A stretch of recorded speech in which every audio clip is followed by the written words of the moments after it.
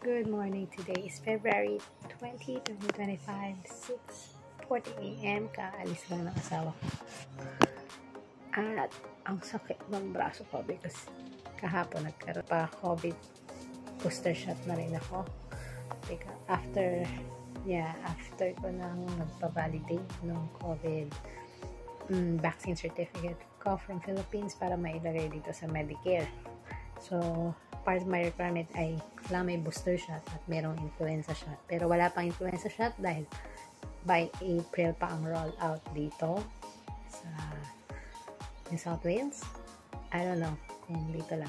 Pero dito by end of March or April. At ang sakit ngayon ng braso ko at ang bigat ng katawan ko. I feel like gusto ko magpahinga.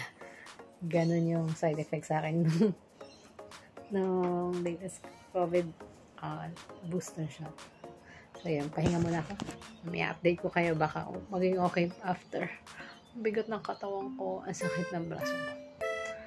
At nung natutulog ako ay ramdam ko ang sakit ng katawan ko.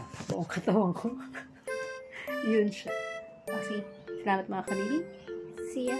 Mama.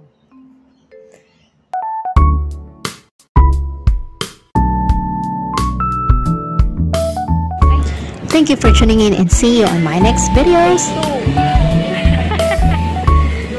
Kavivi!